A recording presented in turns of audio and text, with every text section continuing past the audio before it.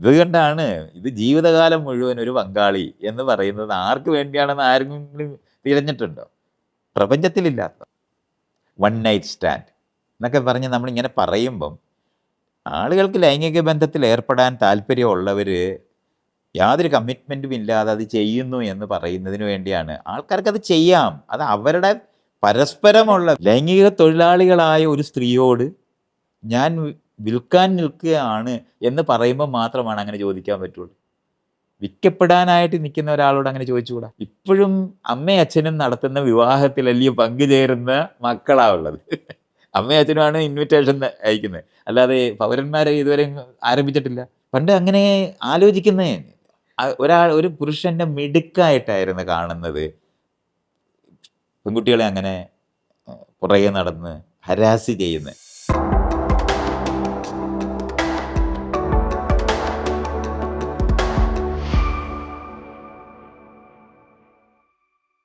മൈഥിലീൻ ഇപ്പം യാത്ര ചെയ്യുന്ന സമയത്തായിരിക്കും ഒരു പക്ഷേ, എനിക്കറിയില്ല തിരിച്ചു വന്നിട്ടാണോ, പക്ഷേ ഹേമ കമ്മിറ്റി റിപ്പോർട്ട് വരികയും അങ്ങനെ കുറേ ചർച്ചകളും കുറേ ഡിസ്കഷൻസ് ഇവിടെ നടക്കുന്നുണ്ടായിരുന്നു അബൌട്ട് കോൺസെൻറ്റും സെക്ഷൽ ഹാരസ്മെൻറ്റും എവിടെയാണ് വർക്ക് പ്ലേസിൽ എത്രത്തോളം സേഫാണ് സ്ത്രീകൾ എന്നുള്ള കോൺവെർസേഷൻസ് ഉണ്ടായിരുന്നു. ഈ ഫുൾ റിപ്പോർട്ടിനെയും അതിന് ശേഷമുള്ള ഡെവലപ്മെൻറ്റ്സിനെയും മൈഥിലീൻ എങ്ങനെയാണ് കാണുന്നത്? ഹേമ കമ്മിറ്റി റിപ്പോർട്ട് എന്ന് പറയുന്നത് കേരളത്തിൻ്റെ പൊതുവായി പ്രത്യേകിച്ചും സ്ത്രീകളുടെ സേഫ്റ്റി, അവരുടെ സാമൂഹ്യമായിട്ടുള്ള ഫ്രീഡം, ഇതൊക്കെ ഉണ്ടാക്കാൻ അത് ഭയങ്കരമായിട്ട് സഹായിക്കും. കാരണം അതൊരു രേഖയാണ്, അതൊരു ഗവൺമെൻറ്റിനോട് ബന്ധപ്പെട്ട് വരുന്ന രേഖയാണ്. ഇപ്പം ഞാനൊക്കെ ഈ തരത്തിലുള്ള വിഷയങ്ങളൊക്കെ നേരത്തെ തൊട്ട് പറയുകയും സംസാരിക്കുകയൊക്കെ ചെയ്യുമ്പോഴും നമുക്കതൊരു രേഖ ഉണ്ടാക്കി പറയാൻ പറ്റാത്ത ഇത് സിനിമ എന്ന് പറയുന്നത് മനുഷ്യരുടെ എല്ലാവരുടെയും ശ്രദ്ധ അവരുടെ ഇഷ്ടത്തിന് പുറത്ത് എല്ലാ ദിവസവും ഉണ്ടാകും. അത് ടെലിവിഷനകത്ത് വരികയും തിയേറ്ററിൽ നമ്മൾ പോയി കാണുകയൊക്കെ ചെയ്യുന്നുണ്ട്. എല്ലാവരുടെയും ശ്രദ്ധയുള്ള ഒരു സ്ഥലമാണ് സിനിമ എന്ന് പറയുന്നത്. അതുകൊണ്ട് അവിടെ ഉണ്ടാകുന്ന ഏത് മാറ്റവും, ചെറിയ മാറ്റം പോലും പൊതുവെ എല്ലായിടത്തും ബാധിക്കും. അതുകൊണ്ട് ആ റിപ്പോർട്ട് എന്ന് പറയുന്നത് അതിൻ്റെ കണ്ടൻറ്റിനകത്ത് ആരെങ്കിലും കുറ്റം ചെയ്തോ എടുത്തോ എന്നുള്ളതല്ല. വർക്ക് പ്ലേസിലെ സേഫ്റ്റിയെ പറ്റി, മര്യാദകളെപ്പറ്റി മുഴുവൻ ചർച്ച ചെയ്യാൻ ബാധ്യത വരും. അതേപോലെ ഒരു സ്ത്രീയെ ഒരു കമൻ്റ് അടിക്കുന്നത്, ഹരാസ് ചെയ്യുന്നത്, പെട്ടെന്ന് തന്നെ മറ്റുള്ളവർ പറയും വേണ്ടാത്ത പണിക്ക് നിൽക്കരുതെന്ന് പറയും. ഈ ഒരു അത് ചെറുതായിട്ട് വിചാരിക്കരുത്, അത് വലിയ മാറ്റമായി മാറും. വർക്ക് പ്ലേസ് ഇപ്പം നമ്മൾ ബോഡി ഷെയ്മിങ് എന്ന് പറയുന്ന വാക്കൊക്കെ നമ്മൾ എല്ലാവരും ഉപയോഗിക്കുന്നുണ്ടല്ലോ. അപ്പം ഞാനൊക്കെ പഴയ താരതയാണ്, അറിയാതെ പറഞ്ഞു പോകാറ്, അറിയുന്നേ ഇല്ല. എൻ്റെ കണ്ണുപൊട്ടൻ എന്നുള്ള വാക്ക് എനിക്ക് വളരെ ലളിതമായി പറയാൻ പറ്റുമായിരുന്നു, ഞൊണ്ടി എന്ന് വിളിക്കാൻ പറ്റുമായിരുന്നു. ഇതെല്ലാം അങ്ങനെയായിരുന്നു നമ്മൾ വളർന്നത്. പക്ഷേ ഇന്ന് നമ്മളത് അങ്ങനെ പറയുന്നത് തെറ്റാണെന്ന് നമുക്കറിയാം. പക്ഷെ അറിയാതെ പ്രായമായ ഭാഷയ്ക്കകത്താകുന്നതിന് പകരം ഒരു വാക്ക് പോലും ഇല്ല. അന്ധൻ എന്ന് പറയുന്നത് സംസ്കൃതമാണ്, അപ്പോഴും കണ്ണുപൊട്ടൻ എന്നുള്ള വാക്ക് തന്നെയാണ്. ഇന്ന് നമ്മൾ ഡിഫറൻ്റ്ലി ഏബിൾഡ് എന്ന് നമ്മൾ പറയാനായിട്ട് ഭിന്നശേഷി എന്നുള്ള വാക്ക് ഉപയോഗിക്കുന്നില്ല. മറ്റേതങ്ങനെയല്ല, ഡെറഗേറ്ററി ആയിട്ടേ നമുക്ക് പറയാനൊക്കത്തുള്ളൂ. ഞാനൊക്കെ അറിയാതെ പറഞ്ഞു പോവാം. ഞാൻ ആ കോൺഷ്യസ് ആയ ആളാണ്.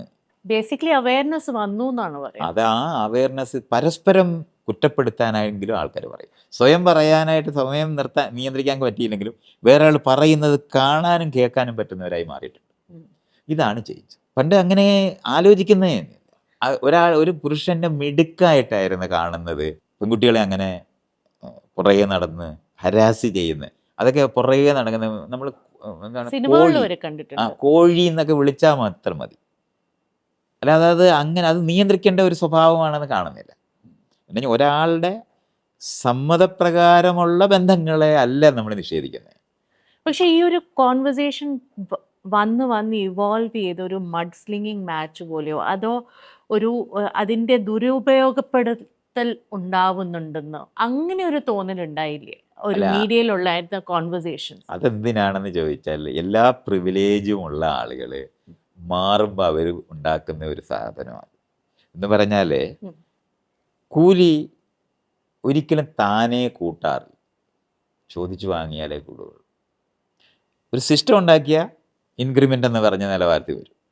പക്ഷെ അല്ലാതെ സാധാരണ എന്താ പറയേണ്ട, ഈ സാമൂഹികമായിട്ട് നമ്മളിപ്പം കർഷക തൊഴിലാളികൾ എന്ന് പറയുന്നവർക്ക് കൂലി കൂട്ടുക എന്ന് പറയുന്നത് താനേ സംഭവിക്കത്തില്ല. ചോദിച്ചു വാങ്ങിയേ പറ്റും. ആ പറയുന്ന കൂട്ടുക എന്ന് പറയുന്ന പ്രക്രിയ താനെ വരാതെ ഇതിനു വേണ്ടി ആവശ്യപ്പെടുന്നവർ ആദ്യം ഡിസ്ക്രെഡിറ്റ് ചെയ്യപ്പെടും. ഓട്ടോറിക്ഷയുടെ കൂലി കൂട്ടണമെങ്കിൽ സമരം ചെയ്യേണ്ടി വരും, അല്ലാതെ അത് മാറത്തില്ല. പെട്രോളിന് വില കൂടുന്ന കാര്യമൊക്കെ എല്ലാവർക്കും അറിയാം. പക്ഷേ ഒരു 2 കൊല്ലത്തേക്കൊക്കെ പുതുക്കി നിർണ്ണയിക്കുന്ന ഗവൺമെൻറ് ചെയ്യാൻ ബാധ്യത പറഞ്ഞാൽ ഇവർ സമരം ചെയ്തിട്ട് തന്നെ ഉണ്ടാവുള്ളൂ. സമരം ചെയ്യുന്ന സമയത്ത് എല്ലാവരും എതിര് വിളിക്കും.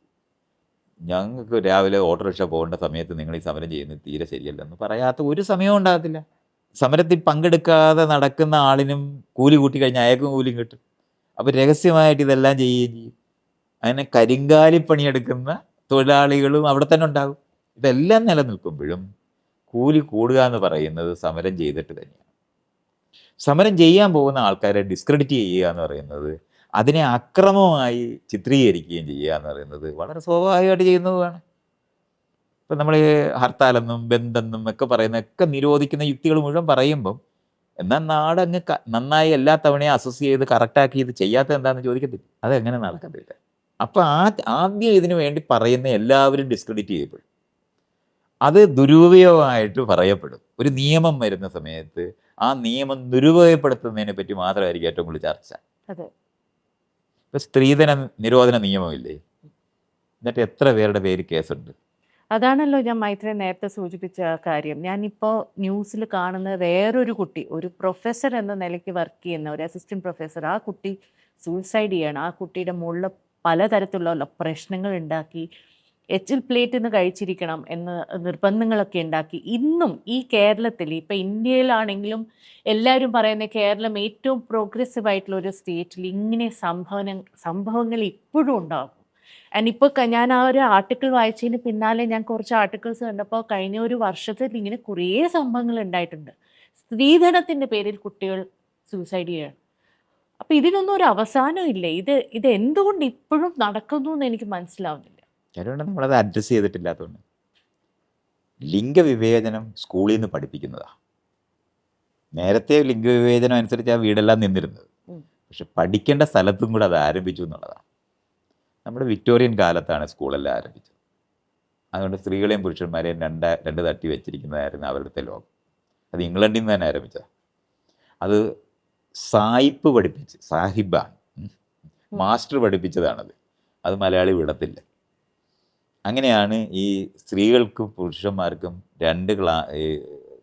ഒരു ക്ലാസ്സിൽ തന്നെ 2ആയിട്ട് വയ്ക്കുക, അത് കഴിഞ്ഞ് 2 സ്കൂൾ ആരംഭിക്കുക എന്ന് പറയുന്ന ലിംഗവിവേചനം പഠിപ്പിക്കുന്ന സ്കൂളുകളിനകത്തു നിന്നാണ് നമ്മളതെല്ലാം ഇപ്പോൾ പഠിച്ചത്.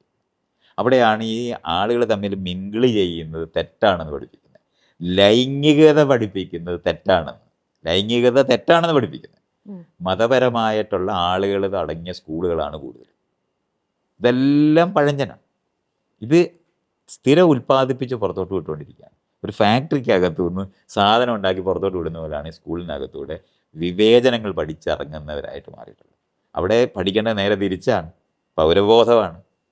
ഇതുവരെ നമുക്ക് ആരംഭിക്കാൻ കഴിഞ്ഞിട്ടില്ല. 18ാമത്തെ വയസ്സിൽ വോട്ട് കൊടുക്കണം. സ്കൂളിൽ രാഷ്ട്രീയം പാടില്ല, കോളേജിൽ രാഷ്ട്രീയം പാടില്ല. ഇത് ബ്രിട്ടീഷുകാർ പറഞ്ഞതാണ്. അവർക്ക് നമ്മളെ പൗരന്മാരാക്കാൻ ഉദ്ദേശമില്ല. പൗരബോധം കളഞ്ഞ് ആളുകളെ ഉപയോഗിക്കാൻ പഠിപ്പിക്കുന്ന സ്കൂളുകളാണ് നമ്മൾ ബ്രിട്ടീഷുകാർ ആരംഭിച്ചത്. അത് തന്നെയാണ് ഇന്ന് ചെയ്തുകൊണ്ടിരിക്കുന്നത്. അതായത് ബേസിക്കലി ആണുങ്ങളെയും പെണ്ണുങ്ങളെയും 2 തട്ടിലായിട്ട് കാണുന്ന സമൂഹമാണ് ഇന്നും നിൽക്കുന്നത്. സ്ത്രീകൾ തന്നെ സ്വയം കാണുന്നതോ അല്ലെങ്കിൽ ആണുങ്ങൾ തന്നെ സ്ത്രീകളെ വേറെ. അതുകൊണ്ടാണ് ഇന്നും അമ്മയുടെ അച്ഛൻ്റെ അനുവാദമില്ലാത്ത ഒരു കല്യാണവും നടക്കാത്ത. സ്വയം തിരഞ്ഞെടുക്കുന്നത് തെറ്റാണെന്നറിയുന്നവരാണ് എല്ലാവരും. അതായത് നിയമപരമായിട്ട് ഇത് സ്ട്രെങ്തൻ ചെയ്തതല്ല പ്രശ്നം. കാരണം റൂട്ടിൽ നിന്ന് പ്രശ്നങ്ങൾ അത് തൊട്ടിട്ടില്ല, അവിടെ അഡ്രസ്സ് ചെയ്തിട്ടില്ല. മറ്റ് മേഖലകൾ നമ്മൾ അഡ്രസ്സ് ചെയ്തിട്ടുണ്ട്. എല്ലാവർക്കും വിദ്യാഭ്യാസം കൊടുക്കണമെന്ന് പറയുന്നത് അഡ്രസ്സ് ചെയ്തിട്ടുണ്ട്. ഇപ്പോൾ അയ്യങ്കാളി ഒരു പെൺകുട്ടിയെ പിടിച്ചിട്ടാണ് അങ്ങോട്ട് കയറി വരുന്നത്. അത് നമ്മൾ മറന്നു പോകരുത്. പഞ്ചമി എന്ന് അവിടെ ഒരു സഹോദരനുണ്ട്, പക്ഷെ പെൺകുട്ടിയെ കൊണ്ടുവരണം എന്ന് ആലോചിച്ച ഒരു അയ്യങ്കാളി ഉണ്ടെന്ന് നമ്മൾ കാണേണ്ടതുണ്ട്. അത് ഇംഗ്ലണ്ടിലില്ല. ഈ സമയത്ത് സ്ത്രീകൾക്ക് വിദ്യാഭ്യാസം കൊടുക്കുന്നതിനെ പറ്റി ചർച്ചയില്ലാത്തതും വോട്ട് കൊടുക്കരുതെന്ന് തീരുമാനിച്ചിരുന്നതാണ്. പക്ഷെ ഇന്ത്യ അതിന് ശേഷം ആരംഭിച്ചുകൊണ്ട് 1936 ഇംഗ്ലണ്ടിൽ ഈ സ്ത്രീകൾക്ക് വോട്ടവകാശം കൊടുക്കുന്നത്. 200 വർഷം കഴിഞ്ഞിട്ടുണ്ടെന്ന് ഓർക്കണം. പക്ഷേ അതിന് ശേഷം ആരംഭിച്ച ഒരു രാജ്യമായതുകൊണ്ടാണ് നമുക്കിവിടെ ആണിനും പെണ്ണിനും വോട്ട് കിട്ടിയത്. പക്ഷേ വിദ്യാഭ്യാസം അങ്ങനെ കൊടുക്കുന്നതിനെ പറ്റി ചർച്ചയില്ല. പുതിയ സമൂഹവും ഒരേ സമയത്ത് കൊണ്ടുപോവാണ്. വാല്യൂ സിസ്റ്റം എന്ന് പറയുന്നത് ഹെയറാർക്കിക്കലാണ്. മേലും താഴെയുള്ളവരാണ് എല്ലാവരും. പക്ഷേ പഠിപ്പിക്കുന്നതോ മോട്ടിവേഷണൽ എന്ന് നിങ്ങളെല്ലാവരും തന്നെത്താൻ ചെയ്യണമെന്ന് പഠിപ്പിക്കും. ഇത് വീട്ടിൽ വന്നിട്ട് തന്നെത്താൻ എന്തെങ്കിലും ചെയ്യുന്ന മുഴുവൻ നിഷേധിക്കും. വളർത്തി തീരാത്ത മക്കളുള്ള നാടാണ് നമ്മുടെ. ഇതും കൂടെ ചേർന്ന കാരണം കൊണ്ട് 60 വയസ്സുകാരൻ 40 വയസ്സുകാരനെ വളർത്തിക്കൊണ്ടിരിക്കും, 40 വയസ്സുകാരൻ 20 വയസ്സുകാരനെ വളർത്തിക്കൊണ്ടിരിക്കും, 20 വയസ്സുകാരൻ 15 വയസ്സുകാരനെ വളർത്തിക്കൊണ്ടിരിക്കുന്ന സ്ഥലത്താണ് ഈ കാര്യങ്ങൾ മുഴുവൻ നിൽക്കുന്നത്. അത് കാരണം കൊണ്ട് ഹെയറാർക്കിക്കലായിട്ട് തന്നെയാണ് ഈ സമൂഹം നിൽക്കുന്നത്. ആ നിൽക്കുന്ന സമൂഹത്തിനകത്ത് ആണിനെയും പെണ്ണിനെയും 2 തരത്തിൽ തന്നെയാണ് കാണുന്നത്. ഇപ്പോഴും അമ്മയും അച്ഛനും നടത്തുന്ന വിവാഹത്തിലല്ലേ പങ്കുചേരുന്ന മക്കളാണ് ഉള്ളത്. അമ്മയും അച്ഛനുമാണ് ഇൻവിറ്റേഷൻ അയക്കുന്നത്, അല്ലാതെ പൗരന്മാരെ ഇതുവരെ ആരംഭിച്ചിട്ടില്ല. പിന്നെ നിങ്ങൾ എങ്ങനെയാണ് അതിനകത്തുനിന്ന് അത് പ്രതീക്ഷിക്കുന്നത്? ഇപ്പം സ്ത്രീധന മരണം എന്ന് പറയുമ്പം ഏതെങ്കിലും സ്ത്രീകൾ ചോദിച്ചിട്ടാണോ അത് സംഭവിച്ചിട്ടുള്ളത്? അച്ഛനും 2 കുടുംബങ്ങൾ തമ്മിലാണ് ഇപ്പോഴും കല്യാണം കഴിച്ചുകൊണ്ടിരിക്കുന്നത്. അതുപോലെ ഒരു കാര്യം ചോദിക്കട്ടെ, ഞാൻ ഈ ഇടയ്ക്കൊരു കുട്ടി എന്നോട് ചോദിച്ചിട്ടുണ്ടായിരുന്നു. എനിക്കന്ന് ശരിക്കും മൈത്രേൻ വീഡിയോസ് ഇടുന്ന സമയമായിരുന്നു, കോവിഡ് കഴിഞ്ഞിട്ടുള്ള ഒരു പീരീഡിൽ. അപ്പോൾ ആ മൈത്രേൻ്റെ വീഡിയോ കണ്ടിട്ടാണ് ശരിക്കും എനിക്ക് അതിനൊരു ക്ലാരിറ്റി ഉണ്ടായത്. ഒരു ഫംഗ്ഷനിൽ ഒരു പയ്യൻ, ഒരു 10-24 വയസ്സുള്ള ഒരു പയ്യൻ വന്ന് എന്നോട് ചോദിച്ചു, ഒരു സെലിബ്രിറ്റി ഒരു സ്റ്റേറ്റ്മെൻറ്റ് നൽകിയിരുന്നു. നമ്മൾ ഒരു വ്യക്തിയെ നമ്മൾക്ക് അട്രാക്റ്റീവായിട്ട് തോന്നിയാൽ, അവരുമായിട്ട് ഒരു സെക്സിൽ ഏർപ്പെടണം എന്ന് തോന്നിയാൽ നമ്മൾ അവരോട് നേരിട്ട് നടന്ന് അവരോട് ചോദിച്ചുകൂടെ? അതിലെന്താണ് തെറ്റ്? അത് മാന്യമായ രീതിയിൽ നമ്മൾ ചോദിക്കുന്നതിൽ എന്താണ് തെറ്റ് എന്ന് ആ പയ്യൻ വന്ന് എന്നോട് ചോദിച്ചായിരുന്നു. മാം ഇതൊന്ന് എക്സ്പ്ലെയിൻ ചെയ്യൂ, അതിലെന്താ പ്രോബ്ലംസ്? അപ്പം ഞാനും ഇരുന്ന് ആലോചിച്ചു, ഇതിലെന്തോ പ്രശ്നമുണ്ട്. പക്ഷെ എന്താണ് പ്രശ്നം എനിക്കിന്ന് കറക്റ്റായിട്ട് പറഞ്ഞു കൊടുക്കാൻ പറ്റുന്നില്ല. ഒരു വ്യക്തി എന്നോട് വന്ന് അങ്ങനെ ചോദിക്കുകയാണെങ്കിൽ ഞാൻ വളരെ വയലൻ്റ് ആയിട്ട് റിയാക്ട് ചെയ്യും. പക്ഷേ എന്തുകൊണ്ട് അതിൽ തെറ്റുണ്ട് എന്നൊരു ലോജിക്കൽ എനിക്ക് ഉത്തരം നൽകാൻ പറ്റുന്നില്ല. അപ്പം അങ്ങനെയാണ് ഞാൻ മൈത്രേൻ്റെ വീഡിയോ കണ്ടത്. ആ വീഡിയോയിൽ വളരെ ഇലാബറേറ്റ് ആയിട്ട് മൈത്രേൻ അതിലൊരു പ്രശ്നം എന്താണെന്ന് പറയുന്നുണ്ട്. അതിൽ കോൺസെൻറ്റ് ഉണ്ട്. ആ കാര്യങ്ങൾ ഒന്നുകൂടെ ഒന്ന് പറഞ്ഞു തരാൻ പറ്റുമോ? നമ്മുടെ ഈ എറണാകുളത്ത് തന്നെ ഒരു പെൺകുട്ടി ഒരു ലിഫ്റ്റ് കൊടുത്തിട്ട് ഒരു പയ്യൻ അവളുടെ മാറിൽ സ്പർശിച്ചോട്ടെ എന്ന് ചോദിച്ചായിരുന്നു. അപ്പം അവൻ കേട്ടിട്ടുണ്ട് ചോദിക്കേണ്ടതുണ്ടെന്ന്, കൺസെൻ്റ് എന്ന്. കൺസെൻ്റ് വേണം എന്നാണ് എല്ലാവരും മനസ്സിലാക്കുന്നത്. അപ്പോൾ ചോദിച്ചു കഴിഞ്ഞാൽ കൺസെൻ്റ് ആയി എന്നാണ്. കൺസെൻറ്റ് കിട്ടിയെന്ന് മാത്രമല്ല, ചോദിച്ച് എൻ്റെ വശം കഴിഞ്ഞു എന്നുള്ള. പക്ഷെ ചോദിക്കുക എന്ന് പറയുന്നത് ആരോടെന്നുള്ള ചോദ്യം ഒരിക്കലും അഡ്രസ്സ് ചെയ്യപ്പെട്ടിട്ടില്ല. ലൈംഗിക തൊഴിലാളികളായ ഒരു സ്ത്രീയോട് ഞാൻ വിൽക്കാൻ നിൽക്കുകയാണ് എന്ന് പറയുമ്പോൾ മാത്രമാണ് അങ്ങനെ ചോദിക്കാൻ പറ്റുള്ളൂ. വിൽക്കപ്പെടാനായിട്ട് നിൽക്കുന്ന ഒരാളോട് അങ്ങനെ ചോദിച്ചുകൂടാ. നമ്മളിപ്പോൾ ഒരു വീടിൻ്റെ മുൻവശത്ത് സെയിൽ എന്ന് എഴുതി വെച്ചാൽ അവിടെ പോയിട്ട് ഈ വീടിന് എന്ത് വിലയെന്ന് ചോദിക്കുക. അല്ലാതെ നമ്മളെ കാണുന്ന പെര, ഒരു വീട്ടിലെ ആളുകൾ താമസിച്ചുകൊണ്ടിരിക്കുന്ന പെരയ്ക്ക് ഇതിന് എത്ര വിലയുണ്ടെന്ന് ചോദിച്ചാൽ അങ്ങനെ ചോദിക്കുമോ? അതാണ് എൻ്റെ സ്ഥലം. കാരണം അത് സെയിലിനുള്ളതല്ല. അവിടെയാണ് ആളുകൾ പരസ്പരം അറിഞ്ഞ് പരസ്പര സമ്മതമുള്ള മനുഷ്യർ തമ്മിൽ ചോദിക്കേണ്ട ചോദ്യമാണത്.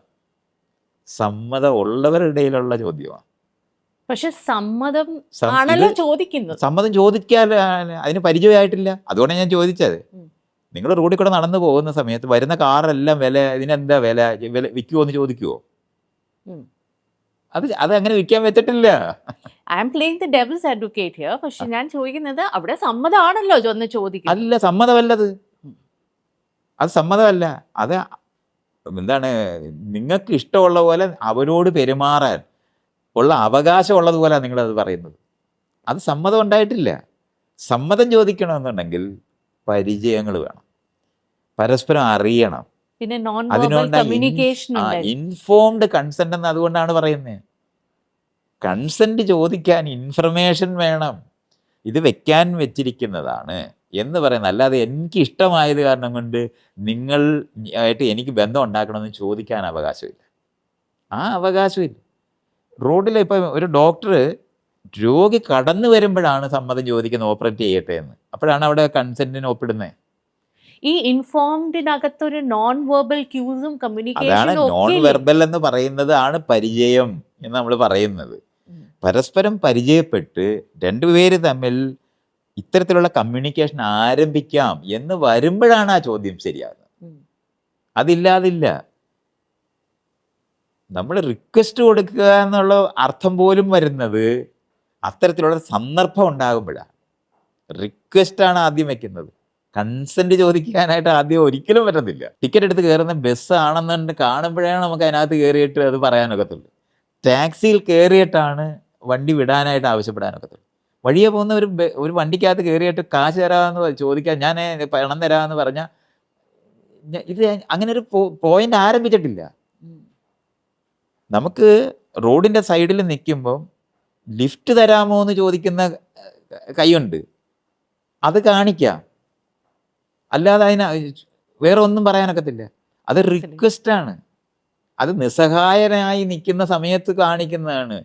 കൈ നീട്ടുന്ന ഒരു ഒരു ഒരു എന്താണ് യാചകൻ്റെ പോയിൻ്റാണ്. മറ്റേതങ്ങനല്ല. നമ്മളൊരു കടയിൽ കയറുന്നു, അവിടെ സാധനങ്ങൾ വിൽക്കാൻ വെച്ചിട്ടുണ്ട്. അപ്പം നമ്മൾ ചോദിക്കുന്ന അത് ഓൾറെഡി ആ സെറ്റിംഗ് ഉണ്ടായി കഴിഞ്ഞിട്ട്. അല്ലാതെ ഒരു വീട്ടിനകത്ത് കയറിയിട്ട് അവരുടെ ഇത് ഞാൻ വിലയ്ക്ക് തരുന്നോ എന്ന് ചോദിച്ചാൽ വളരെ വലിയ ഒഫൻസാണത്. ആ ഒഫൻസാണ് ഈ തരത്തിലുള്ള ചോദ്യം ചോദിച്ചു കഴിഞ്ഞാൽ കൺസെൻ്റ് ആയെന്ന് തെറ്റിദ്ധരിക്കുക. എനിക്ക് ചോദിക്കാൻ അവകാശമില്ല. ചോദിക്കാൻ അവകാശം ഉണ്ടാകണമെങ്കിൽ മറ്റേയാളെ അതിനുവേണ്ടി റെഡിയായി നിൽക്കുന്ന ജംഗ്ഷനിൽ മാത്രമാണത്. അതാണ് പരിചയങ്ങളുടെ ലോകങ്ങളുണ്ടാകുന്നത്. ഒരാളെ പരിചയപ്പെടാനായിട്ട് നിങ്ങളുടെ പേരെന്താണ്, നിങ്ങളുടെ അച്ഛനെന്താണ്, അത് ഇനി ലൈംഗിക ബന്ധത്തിൽ ഏർപ്പെടാമെന്ന്, അങ്ങനെയല്ല പരിചയം. അതിന് ഒരുക്കേണ്ടതുണ്ട്. ഒരുങ്ങുക എന്ന് പറയുന്ന വലിയൊരു പ്രോസസ്സാണ്. അതിനാണ് നമ്മൾ ജോലിക്കെടുക്കുമ്പോൾ പോലും ഇൻ്റർവ്യൂ എല്ലാം ചെയ്യുന്ന സ്ഥലങ്ങളില്ലേ, അതൊക്കെ ഫോർമൽ എന്നുള്ള വാക്ക് അപ്പോഴും ഉപയോഗിക്കും. അപ്പം മൈത്രൻ എങ്ങനെയാ ഈ പുതിയ ടേംസ് ഉണ്ടല്ലോ, സിറ്റുവേഷൻഷിപ്പ് എന്നുള്ളൊരു ടേം ഉണ്ട്, അതായത് ഒരു കമ്മിറ്റ്മെന്റ് ഇല്ലാത്തുള്ള അതെല്ലാം ഞാൻ ഈ പറഞ്ഞ ആളുകളെ ഉപയോഗിക്കാൻ വേണ്ടി ഉണ്ടായ സമൂഹങ്ങളിനകത്ത് പെട്ടെന്ന് കാര്യങ്ങൾ നടത്തുന്നതിന് വേണ്ടി ഉണ്ടാക്കിയിട്ടുള്ള ആശയങ്ങളായതല്ല. വൺ നൈറ്റ് സ്റ്റാൻഡ് എന്നൊക്കെ പറഞ്ഞ് നമ്മളിങ്ങനെ പറയുമ്പം ആളുകൾക്ക് ലൈംഗിക ബന്ധത്തിൽ ഏർപ്പെടാൻ താല്പര്യമുള്ളവർ യാതൊരു കമ്മിറ്റ്മെൻറ്റും ഇല്ലാതെ അത് ചെയ്യുന്നു എന്ന് പറയുന്നതിന് വേണ്ടിയാണ്. ആൾക്കാർക്ക് അത് ചെയ്യാം. അത് അവരുടെ പരസ്പരമുള്ള വീണ്ടും ചോദിക്കുകയും പറയുകയും ചെയ്യുന്ന സ്ഥലങ്ങളുണ്ട്. അത് നോൺ വെർബൽ എന്ന് നിങ്ങൾ പറയുന്ന ആയിരക്കണക്കിന് അത്തരത്തിലുള്ള ക്യൂസ് കിട്ടിയിട്ടാണ് നമ്മളതെല്ലാം ചെയ്യുന്നത്. അങ്ങനെ പറ്റൂ. ആ വർക്കൊന്നും ചെയ്യാതെ എടുത്തടിച്ച് ചോദിക്കുന്നു എന്നൊക്കെ പറയുന്ന കാര്യത്തിൽ ചോദിക്കുക എന്ന് പറയുന്നത് പരസ്യത്തിന് ശേഷം മാത്രമേ പറ്റൂ. അതുപോലെ ഒരു ടേം ആണ് ടോക്സിക് റിലേഷൻഷിപ്സ് എന്ന് പറയുന്നത്. അതിപ്പോൾ എല്ലാവരും ഒരു ഡേറ്റിംഗ് സ്പേസിലാണെങ്കിലും മാരേജസിനകത്താണെങ്കിലും എല്ലായിടത്തും യൂസ് ചെയ്യുന്ന ഒരു വാക്കാണ്. മൈത്രേൻ്റെ ഡെഫിനേഷൻ എന്താണ്? How does and when does A relationship turn toxic? ഇതുപോലെ നിർബന്ധിക്കപ്പെടുന്ന ഏരിയകളിൽ വരുമ്പോഴാണ് ഈ ടോക്സിസിറ്റി എന്ന് പറയുന്നതിന് മീനിങ് ഉണ്ടാകുന്നത്. അല്ലാതെ തുടങ്ങുമ്പോഴേ ടോക്സിക് റിലേഷൻഷിപ്പ് ആരംഭിക്കാനും നോക്കത്തില്ല. ഇതുകൊണ്ടാണ് ഇത് ജീവിതകാലം മുഴുവൻ ഒരു പങ്കാളി എന്ന് പറയുന്നത് ആർക്ക് വേണ്ടിയാണെന്ന് ആരെങ്കിലും തിരഞ്ഞിട്ടുണ്ടോ? പ്രപഞ്ചത്തിലില്ലാത്ത. അപ്പം ഞാനും ജയശ്രീയും തമ്മിൽ ഒന്നിച്ച് ജീവിച്ച അത്രയും പോലും ജീവിക്കാത്തവരാണ് ഈ ജീവിക്കുന്നവരല്ല.